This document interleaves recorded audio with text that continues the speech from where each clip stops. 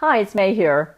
As an achiever, you are going to have many choices to make about career moves. And when it comes to the ones about changing course, I want to share the following with you because I think it will really help your strategy when you get to that point. And it's all about timing. This came up earlier this week when I was talking to a friend of mine. Let's call her Laura. And in Laura's case, she was making a choice between staying the course where she was versus taking on a new role that had just been presented to her. And she acknowledged that both of those choices would mean deferring her longer term goal of making a move into a completely different sector. And since she is early career, she figured, well, I have plenty of time. Well, this reminded me of some excellent advice I got when I was in mid-career.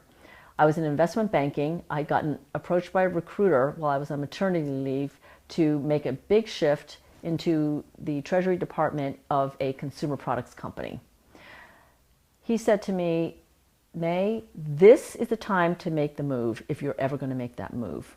Because if you stay, you're going to stay for another 5 to 10 years. I was an executive director, and he was right. I was going to want to make managing director and then stay on and enjoy being a managing director, which is exactly what I did.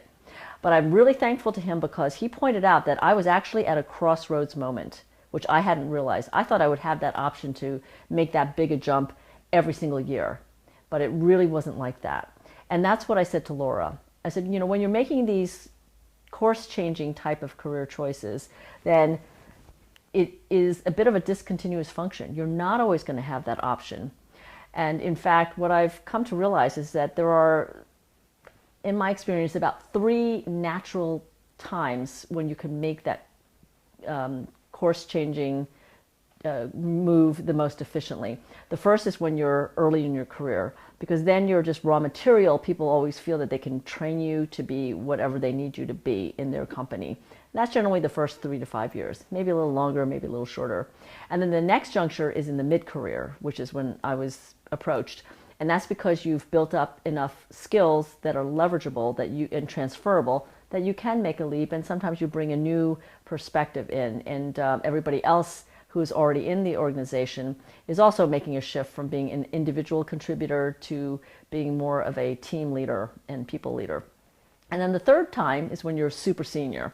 So we often see people moving from CFO of one company to be CFO of another one in a completely different industry, same with CEO type of roles. And so I drew this analogy for Laura about thinking of it as being in an elevator.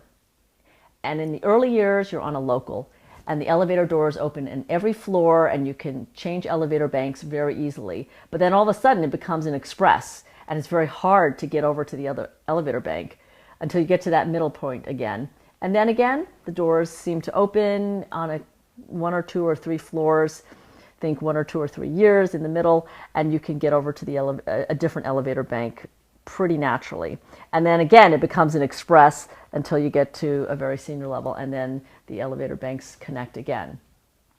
Now, you can obviously, as an aside, make a move in between, but it's just a lot more difficult. It's less natural, and you often have to go down and across to get up. So it just takes more effort. So in conclusion, when it comes to making choices about changing your course, here are 2 takeaways. First is the staying where you are option is actually a choice. Yes, it's a choice, and in fact, it's a decision that you are making every single day, probably without realizing it, right? Just us showing up to work means that we are choosing to stay the course. It's a decision. On the other hand, if you want to change course, then all other things equal, don't leave it too long. Don't leave it too late, because you never know when you're going to be on an express and it's going to be more difficult to change elevator banks. So just have that awareness and make sure that you're thinking about it consciously. So now I'd love to hear your experiences and your wisdom and your insights about making these kinds of course-changing decisions and how you've made them, your experiences with them, and any wisdom to share, particularly around this timing point.